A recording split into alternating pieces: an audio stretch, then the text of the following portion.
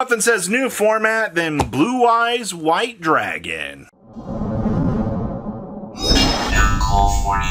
Make sure you guys smash the living crap out of that subscribe button so you guys don't miss out more Oz content. So we just went straight into testing new list today. I wanted to test out the Blue Eyes list that actually just performed very well at the regional.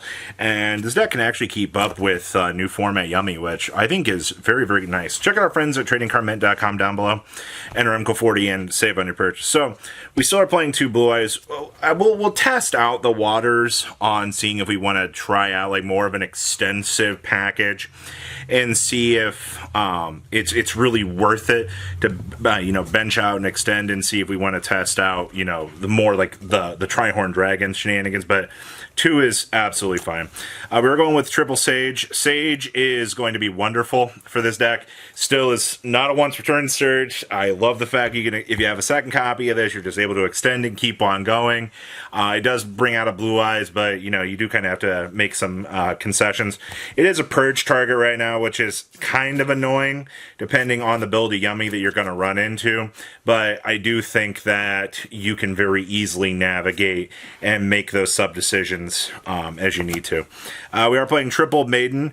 This card is still very, very strong. Nothing really changes in the fact that it pulls out the setup for you. Gets you literally set up so that you can get True Light, and then it gets the revive process starting for what you want. And then we have triple copies of Ether Barrel. Mr. Barrel himself pulls out the Primite package. The Primite package is very, very strong right now. The only thing you're going to have to worry about is the opponent dodging you underneath the Primite spell card, because remember, it does target, so you are going to have to make some concessions in the play lines that you're going to be having to work with because of that. So if not, this is still the best starter next to Sage that you can have. Hand traps are going with triple Fua. You do not get to cut this card. I think that this, especially against Yummy, because Yummy's going to give you at least 1 to 2 cards, depending, because they'll have to go into the link 1. They can end on the link 1 and just synchro during the next turn, but I think that they usually want to put asynchro on the field, so it usually is a dependency of giving you 1 to 2 cards, which usually acts very, very well. You could change this for Perulia if you really wanted to, but I think this is just better overall across the field. We do play 2 Nib. Nib does not feel awful right now. I think Nib is a card that you got to be very careful about playing. Because obviously Yummy can split apart. They can reprotect their resources, and whatever they bring out will get sucked up. But depending on how they open up, they also have Lingaribo now, which is an annoying problem, especially if it's in the graveyard, because they can just tribute off and be like, all right, well, I've protected my piece. This is interesting. 2 Veiler. Veiler feels all right now. I think the big concession you've got to worry about with Veiler is you have to understand that Yummy can just tag out. You basically have to hit this on their starter piece, which if you can hit a Cupsy on the normal summon, you're going to feel really good because that'll take them off 1 piece. If you can also cut them off of the Snatchy, that's also going to be really, really good, because getting the field spell revive extension is usually their choke point for what they need. This card's absolutely bonkers busted if you can draw it right now. I think that this card is gonna be MVP good. You need this to slow down Yummy, and honestly, if you can do it, this is usually gonna get you places. This is also really good against Yummy. Being able to shut them out of their revive off of the field spell, it actually stops the Yummies from initially getting their effect to tag out too, which means you won't have to worry about the floating on that. So as long as you can play like a more control-based game with Yummy, Ghost Spell just kind of goes the mile. This is also really good for cutting off Yummy's field spell from the revive until your opponent has the second one, and you're just like, oh, okay, yeah, sure, man, better than me. Card, that's your hand. I know it's an extremely large hand trap pool, but you're either going to play a lot of hand traps this format, or you're going to play board breakers. And board breakers might be the better way to go, honestly. It just depends on where you're going to go. We have triple copies of Searcher. We have 1 copy of this. 1 field spell, never changes. One thing that the regional list was testing was Bingo Machine Go. It is technically 3 more of literally anything you want in the deck. in the spell department, which is not bad. It's also another spell that you can technically interact with, which, okay, I can understand that. Lordly Load, my god, man, this card is amazing. This turns you into Drill Beam, which, by the way, we play one. I want to be very pro and say that, you know, Drill Beam's an amazing card this format. It'll answer all of your problems. No, it really won't. Drill Beam is an incredibly good card, especially you can kick things into the banish pile, but chain ability is going to be the thing where this card is going to fail. Obviously, if you can go first, see the Drill Beam, and then control the opponent's normal summon from there, you'll win the game.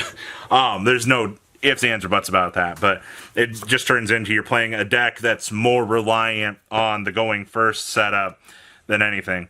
We are playing one Called by the Grave. I think this is also mandatory right now, especially with Yummies getting the ability to poke their stupid heads out of the graveyard. You just get the ability to take out their Link 1 and make sure they can't do anything. Same thing with Tack Talents. Tack Talents is going to be insanely good this format, considering that Yummy is just going to be triggering effects on your turn and just giving you infinite fodder to set up with this. So that's good. We also have the one True Light. This gets you literally everything in the deck. You still only choose to play one. Play one copy of Majesty of the White Dragons. If you can get the double pop on this, you just kind of win the game. There's, once again, a lot of going first aspects here. And then we are playing triple copies of Infinite Impermanence here, just to be able to close out the game with good old hand traps doing their job. Alright, so extra deck. We are playing 2 copies of Spirit with Eyes of Blue. I do not think that I want to play the third. The third never comes up for anything that you would make the argument for, in my opinion. It's just one more step to give your opponent another card off of Fua. Also, I mean, once you see Field Spell, you're basically in rotation anyway, so there's not really much you're going to be getting off of that.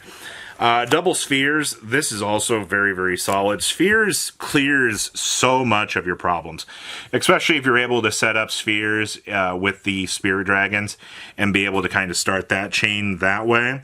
It usually ends up very, very well. I am playing the one SP. I think SP in this deck is always going to be something a little bit more mandatory than most. You just want to be able to get the rip away from the opponent.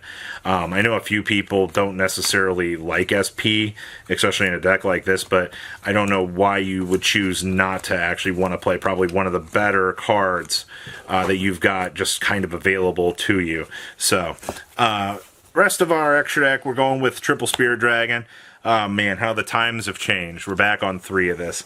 This is just going to be a piece that you're going to absolutely want to have, and this card just does everything that you could imagine that you want it to do. Tagging out, floodgating the opponent, it's super good. We're also up to 2 copies of the Big Guy. The Big Guy just getting you that extra big pressure on your opponent. I am going to side the Primite Fusion. That was one cool thing I did like about the list from the regional. Having access to this is pretty good. This card is supposed to be the reason why we're able to deal with Yummy being able to attack through their full field. But unfortunately, you know, it's probably going to get interrupted or something, and then you're just going to cry. This is your protection that's supposed to allow the Big Guy to initially set up and get the job done. We have 1 AFLD. This is pretty straightforward as well. And then we are playing 1 copy of the Lightstorm Dragon just to be able to kind of set up.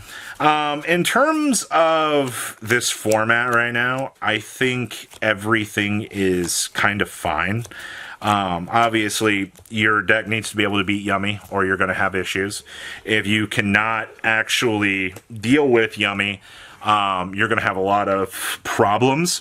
But everything else post the next set should give you an opportunity to kind of do your thing. It's not like you have to really add anything to Blue Eyes. You're just going to have to play a little bit differently. You're going to have to hold your hand traps, be a little bit more conservative in the approaches that you're trying to handle problems. And I think you'll be able to... This meta shouldn't be much of a problem, honestly, for you guys. So check out our friends tradingcardmint.com down below. Feel free to experiment around with all of the cool list that this format brings. And peace out, guys.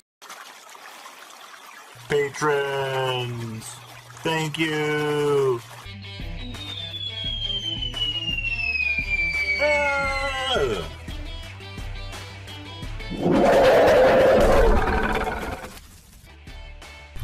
Thank you so much for watching. Check out these other videos.